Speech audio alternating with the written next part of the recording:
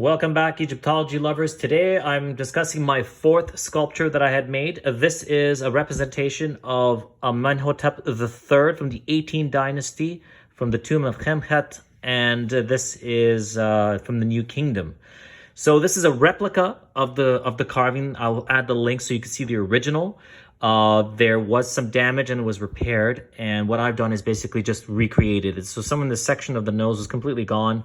It was coming down the line like that. Like the point of the nose was there, but pretty much down the face was destroyed.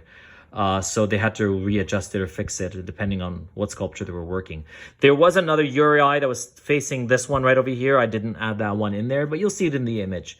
So this one was a design that I enjoyed working on as well. I feel that this one wasn't at 100% Egyptian feel. I still feel it kind of looks a little bit unrefined, but that's just me talking because I'm a perfectionist. So let's look at this particular one. So here the Pharaoh is wearing the blue crown, the war crown, the Khepresh crown, and the Uraeus, which extends from the back of the crown and comes down to the head and folds upon itself and then extrudes this way. This adds protection to the king. So when you carve these statues, as I said in the other 4 videos, you can have a look at those ones, is that you need to decide what is the highest level so you can work your way down. You're always working way down. You're carving first the outside empty space that you don't need. You yank that out, which is what I did over here. What I did, since I wanted to replicate the piece which is now at the German Museum in Neuss in Germany, this was broken in this fashion, and I broke it in the same fashion. I wanted to have that broken, out of the ground, damaged artifact, which I like to look at. And you could see here the levels and layers. So the first level for this particular one was the face. Generally, you would have maybe the crown or the clothing or something else, but the face here in this particular design is the highest level. So you start from the face, which has the highest level. It's a little prominent, the nose, you could see. I made it a little bit more thicker from the depth. So not the nose, but the depth. So about maybe looking about a ½ centimeter there. And that's how thick I made it so it could stick out prominently. So the first layer was the face, the eyebrow with the headgear on the very top there with the ear. The jawline came in second. And the Uraeus, of course, matches the face. You could see the same level.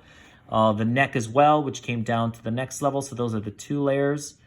Then the collar, which matched this layer. The collar is matching. It just simply looks like as if it's its own layer, but it's matching. It's just carved out more with detail. And then we enter into the clothing, the garment, the staff, which he is holding. You can see just one thumb finger right there. And then you have the clothing, which has layers. He's actually wearing a collar, an 𝓍𝏏 collar. And I didn't design it or anything. I just kept it plain like how it is. And of course, the shoulder. And then you get the lovely detail of the headgear is what adds to the Khepresh crown. The ox tail from the back, which describes prominence. Virility. So usually a bovine animal's tail is added to the crown to assert that the Pharaoh is virile and that he could produce heirs as well, which was very important to the continuation of the Egyptian society.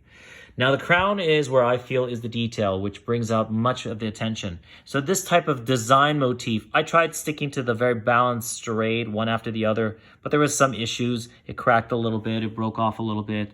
I had to plaster it again. It's no big deal.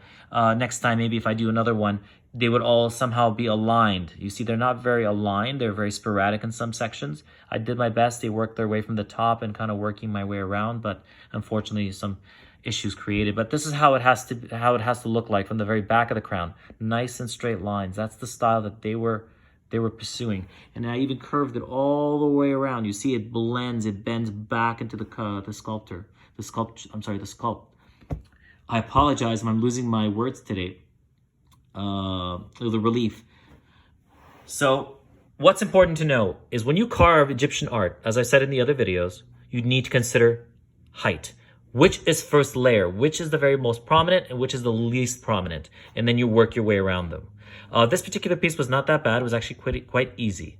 The second thing you need to consider is detail. Egyptian art is all about detail. It has to be refined, it has to be delicate, it has to be restrained. It cannot be the dramatic. It cannot be overly done, like at the period of Akhenaten, the Amarna period, where everything was flamboyant, the stomach was protruding, the chins were sticking out, there had folds in the skin.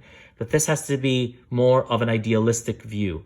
And the detail is the most important. Like the crown, you need to add those details. You need to have that lovely separated detail between the cobra's body and the crown itself, as well as the details in the collar. You have to carve them out one by one. There's no need, you cannot be lazy with Egyptian art. You have to give it the attention it deserves. So this is it, the staff of Thutmose III. With Egyptian art, as I said before, they carved them in an understanding of light. So when light hits upon it, it gives it more of detail that you could see. And the same goes for the other direction. I tried to be careful with this one because it broke off one time. So there you go. There you go. That nice, lovely detail that makes Egyptian art so appealing and pleasing to the eye. Well, I'm glad you enjoyed this video. This is again the bust of Thutmose, the Amenhotep III, excuse me, and I'll put the link in the video. You can have a look at the original in the link. So thank you for watching, and I will do another video, which is the last one of my busts, and it will be the 5th and last sculpture I made. Thank you, everyone.